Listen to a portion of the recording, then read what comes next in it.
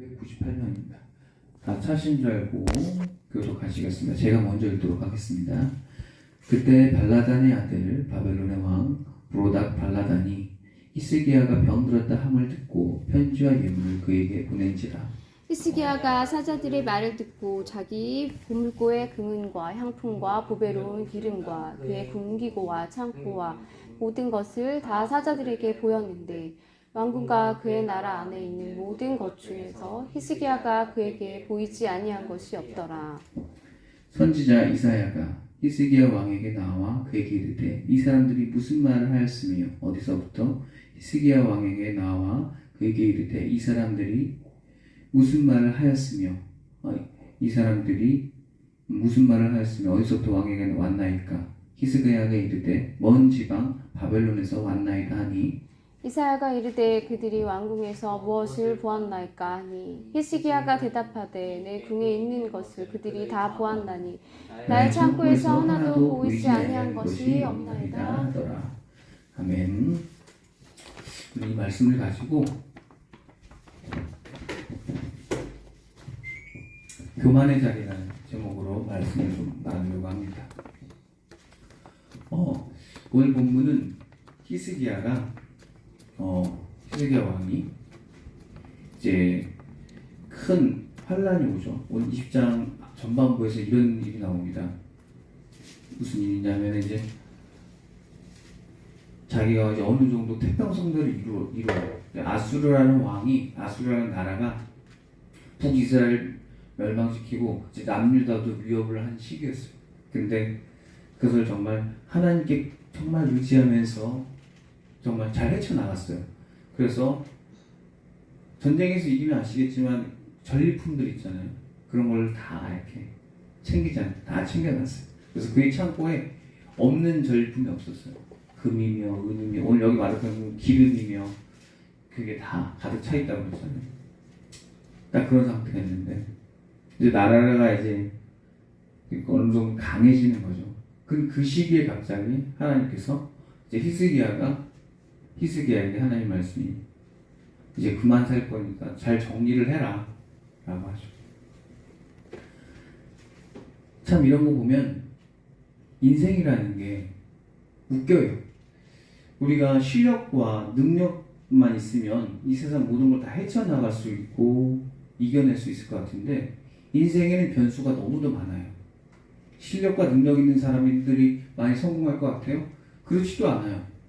실력이 없어도 능력이 없어도 어떤 사람은 운이 좋아서 그 운 가지고 조금 열심히 했더니 성공하기도 하고요. 또 어떤 사람은 그 외 다른 것, 그 외 뭐 친인척이 어떤 관계가 있어서 성공하기도 하고요. 어떤 사람은 열심히 노력했지만 또 실패하기도 하고요. 인생의 변수가 굉장히 많습니다. 노력만으로도 실력만으로도 안 되는 여러 가지 변수가 있어요. 근데 그 중에 가장 큰 변수는 기독교인들은 다 알겠지만 하나님입니다.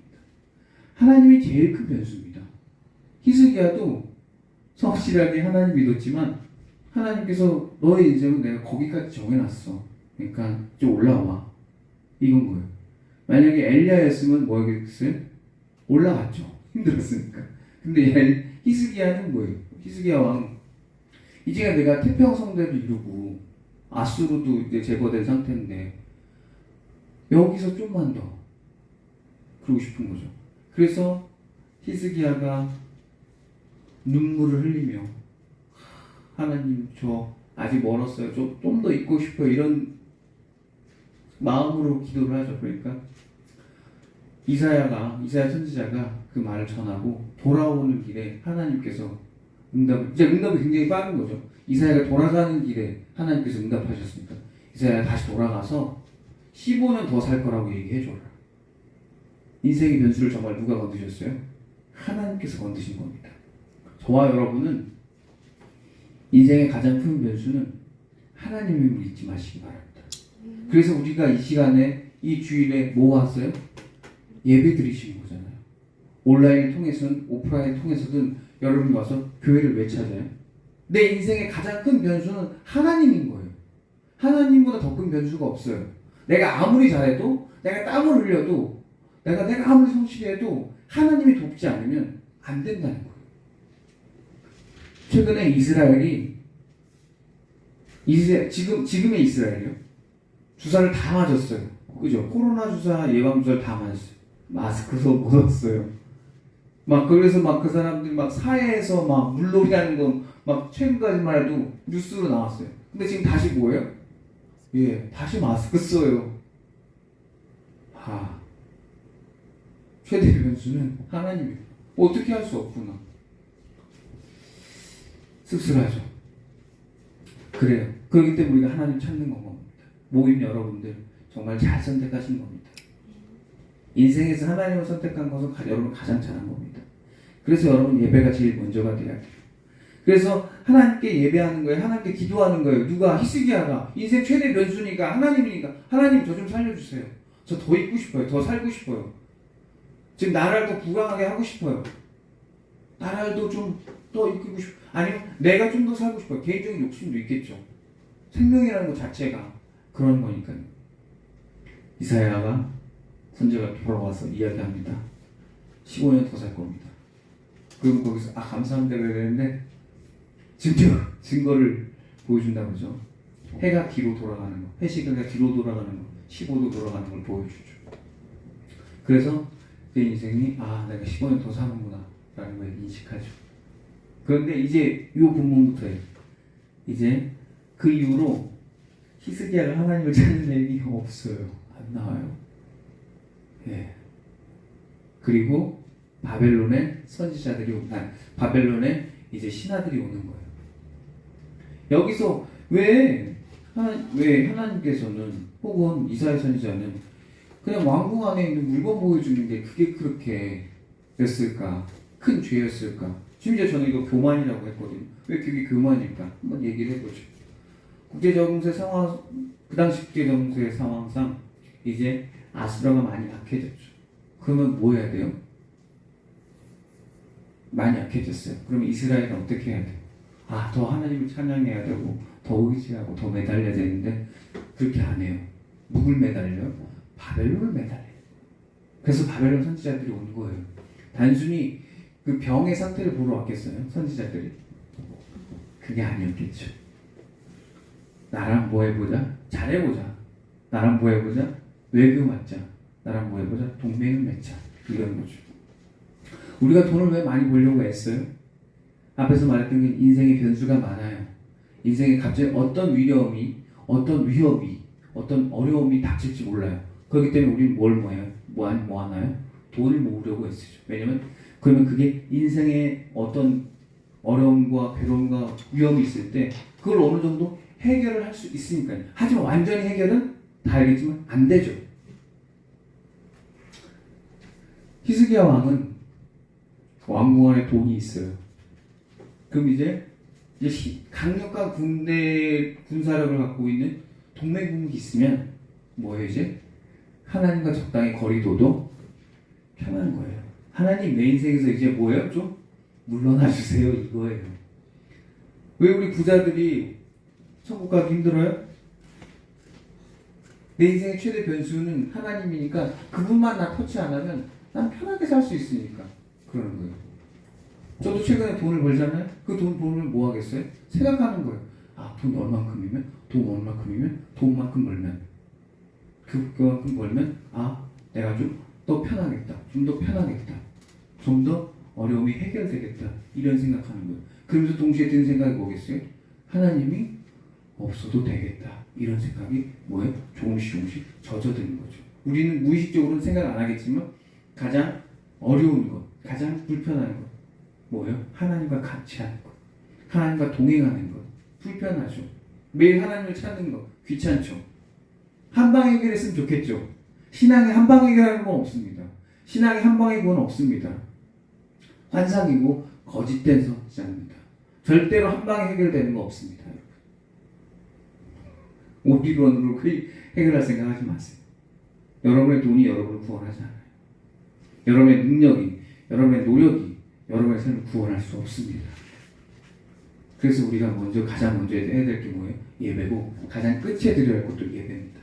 하지만 히스기야는 가장 먼저 해야 할 예배와 하나님 찾는 건 있었지만 가장 끝에 해야 할 감사와 하나님 게 정말 고백이 없어요. 그게 히스기야의 가장 큰 문제죠. 히스기야의 교만에는 두 개가 있어요. 자기를 자랑하는 거예요. 그 자랑은 뭐겠어요? 나 아수로 이렇게 해결했어. 어떻게 해결했어? 하나님 나오겠죠. 어떻게 나와요? 간절히 찾는 나의 모습이 나온 거예요. 신앙의 행위가 자기의 공로인 거예요. 신앙의 행위는 구원의 능력이 될 수 없습니다. 구원의 능력은 오로지 하나님이에요. 예수님의 보혈이고요. 거기에 여러분의 공로는 제로입니다. 그거 정신 차리셔야 돼요. 여러분이 정말로 십자가를 짓는 거 아니잖아요. 여러분이 하는 거라고 주일 예배 나온 거잖아요. 헌금 조금 한 거잖아요. 성경 조금 읽은 거잖아요. 그게 여러분 공로라고 할 겁니까? 그분은 여러분들 앞에서 자신의 아들을 발개 벗긴 채로 피에 흘리게 했고 그 피가 여러분을 향한 노력이었어요. 여러분을 향한 공로였다고요.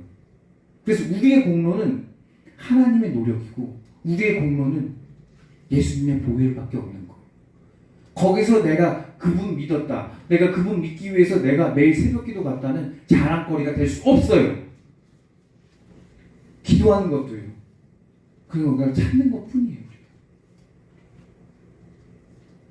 신앙의 행위로 자꾸 그걸 자랑거리화해요. 신앙의 행위로 자기를 스스로 우상화시켜요. 자기가 마치 멋진 그리스도인, 정말 잘 믿는 그리스도인처럼 포장을 하는 거죠. 히스기야 안 그랬겠어요?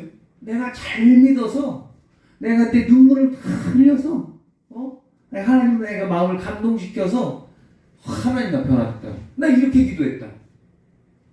그런 뻔뻔한 자리에 앉아 있었겠죠. 15년 연장 누가 해주셨어요? 하나님이 해주신 거예요. 그러면은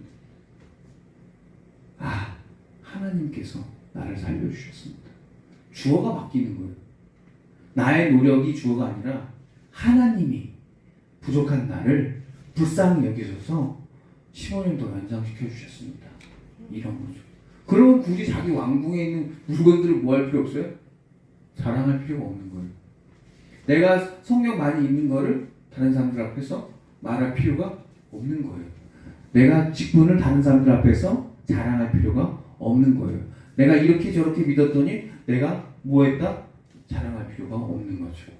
내 이야기는 필요 없고 누구의 이야기만 필요하죠? 하나님의 이야기만 필요하고 하나님께서 그때 그렇게 하셨습니다. 하나님께서 그때 그렇게 동행해 주셔서 나를 살리셨습니다. 이게 바른 표현이겠죠. 하지만 그게 아니라 내가 뭐 했더니 신앙의 조건이 내가 무엇을 했더니 내가 어떤 노력을 했더니 내가 헌금을 많이 드렸더니 이미 그 사람은 스스로 그 영광을 스스로 받은 겁니다. 그게. 그러면서 이제 바벨론과 뭐 하고 싶어요? 동맹하고 싶은 거예요.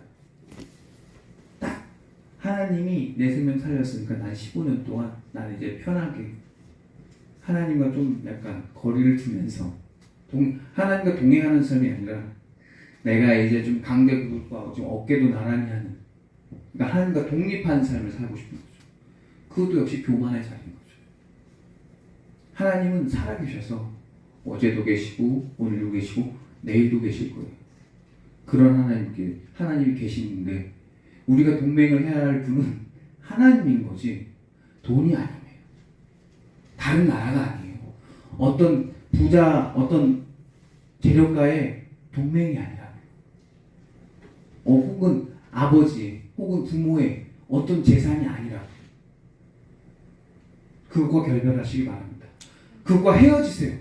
그것과 이별하시고 여러분 하나님과 동맹을 맺으시기 바랍니다. 하나님과 매일매일 걸으세요. 그래서 오늘 찬양에 들었잖아요. 한 걸음 한 걸음 주 예수 함께 가자고 했잖아요. 우리가 그러려고 한 걸음 한 걸음 매일 주일마다 이 자리에 오는 거 아니겠어요? 온라인이든 오프라인이든 우리가 하나님을 만나고 싶어 하는 거 아니겠어요? 그런 우리는 교만의 자리에 내려와야 됩니다. 교만의 자리에 내려와서 우리는 예배의 자리로 가야 되죠. 그래서 우리가 제일 먼저 돼야 될 게 예배인 겁니다. 그러면 기독교인들도 그럴 거고 세상에 사는 사람들도 물어봅니다. 그럼 예배만 드리면 되냐? 그래요. 아니죠. 다 알죠. 오늘 우리가 제가 앞에서 말했던 것처럼 시편 84편 11절 다시 한번 읽어볼게요. 여호와 하나님 해요 방패시라. 여호와께서 은혜와 영광을 주시며 그 다음 구절이 있어요. 정직하게 행하는 자에게 좋은 것을 아끼지 아니하신다. 즉 뭐예요? 정직하게. 우린 예배도 드리지만 우리 스스로 하나님과 동행하는 그 마음으로 늘 하나님 앞에서 정직하게 살아간다 라는 거죠. 예배만으로 끝나는 목회자, 성도가 아니라 예배도 하고 동시에 근면하고 성실하고 부지런하게 땀 흘릴 줄 아는 그리스도인인 거예요. 그럼 또 다시 이렇게 물어보고, 그러면 세상 사람들 중에 예배는 안 드리고 근면하고 성실하고 정직하게 살면 안 되느냐? 그렇게 살아도 돼요. 그러면 오늘 읽었던 84편 11절 시편에 있는 앞부분은 사라지는 거예요. 여러분이 여호와는 하나님이 해요. 그리고 방패요. 은혜와 영화를 주시는데 요게 빠지는 거예요. 너의 노력을, 너의 근면을, 너의 성실을, 너의 정직을 누가 지켜줄 거냐고요. 누가 그걸 보호해 주십니까? 우리가 그 보호를 하나님께서 해주실 걸 믿기 때문에 예배가 원조가 되는 거죠. 즉 건강한 그리스도인은 예배와 동시에 삶이 균형을 이뤄가는데 그래도 뭐예요? 좀 더 예배에 더 힘을 더 실는 거죠. 그렇게 하는 이유는 내가 이렇게 사는 것, 내가 이렇게 복을 받고 사는 것은 다 누구의 공로다? 하나님의 공로다. 그걸 고백하는 마음으로 살기 때문에 그렇습니다. 예수님께서 십자가에서 피를 흘릴 때 우리는 없었어요. 우린 다만 믿음으로 그 피가 나를 향한 피다, 나를 향한 공로다, 나를 향한 능력이다라고 믿는 거죠. 믿었더니 그대로 해주시는 거죠.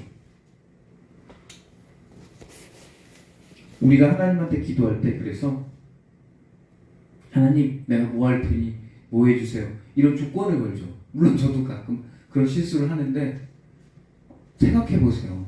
우리가 스스로 그 기도를 한번 곰곰이 돌이켜 보세요.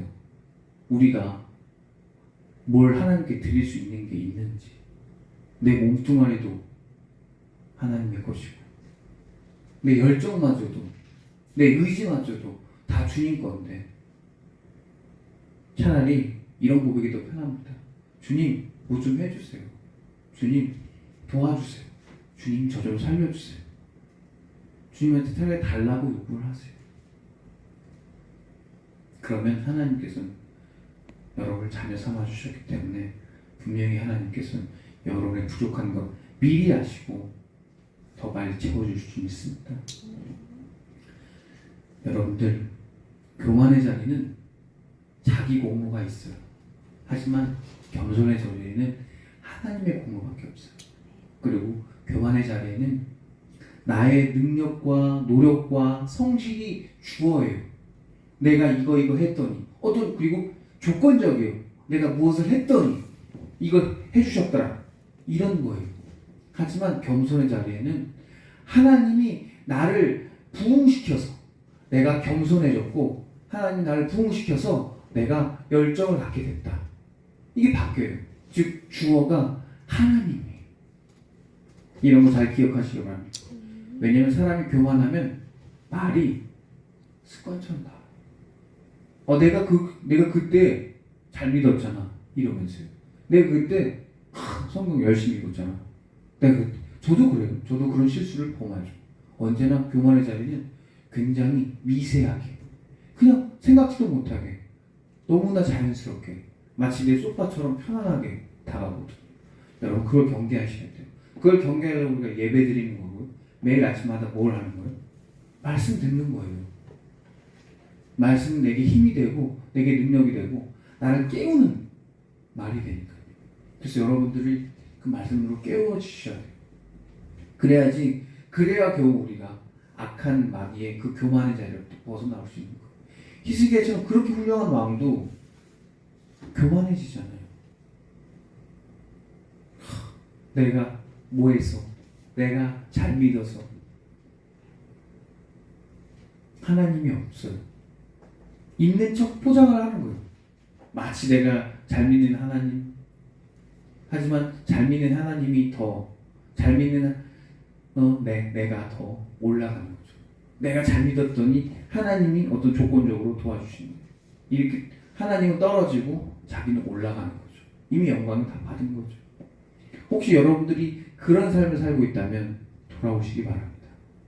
아직도 내가 말하는 행동, 말이나 행동이나 표현이 내가 잘 믿었더니, 내가 뭐 했더니, 내가 왕년에 뭐 했더니, 내가 집사야, 내가 권사야, 내가 목사야, 내가 장로야, 이런 것들이 아직도 있다면 여러분 그 찌든 때는 벗겨내세요. 그게 말의 습관이 되면서 자신의 정신을 오염시켜요. 그래서 결국에는 내가 잘 믿은 사람인 것처럼 그렇게 하죠. 그래서 마치 그 공로로 내가 구원받는 거죠. 하지만 다시 한번 이야기하지만 우리들의 공로는 예수님이고 우리들의 공로는 하나님을 잊지 마시길 바랍니다.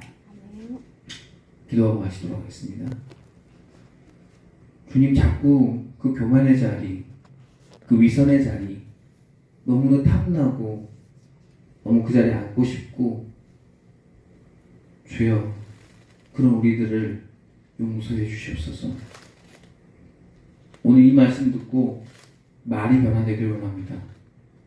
나의 행동, 능력 그런 것이 주어가 아니라 하나님 자체가 감사의 주어가 되길 원합니다. 주여 그 말씀대로 살기 원합니다. 우리의 입을, 행동을 바꿔주시옵소서. 그래서 그 말씀대로 사는 사람, 그 말씀대로 변화되는 사람, 또한 그 말씀대로 살아가는 사람 될 수 있게 주여 우리 성도님들을 교만의 자리에서 겸손의 자리로 이끌어 주시옵소서. 또한 그러기 위해서는 우리 매일매일 동행해야 합니다. 주님과 동행해야 합니다. 주님, 우리 아들 매일 함께 해주시옵소서. 새벽이 됐든 저녁이 됐든 늘 하나님을 찾는 사람, 늘 하나님을 의지하는 사람, 매일 말씀을 가까이 하는 사람 될 수 있게 주여 도와주시옵소서. 그래서 교만하는 자리에서 내려와 하나님을 찾는 자리로, 거기에서 성실히 예배하는 사람, 또한 삶에서 성실히 일하는 사람 될 수 있게 우리 성도님들을 이끌어 주시옵소서. 이 모든 말씀 언제나 우리 사랑하시는 나사렛 주 예수 그리스도의 이름으로 기도가 드렸습니다. 아멘.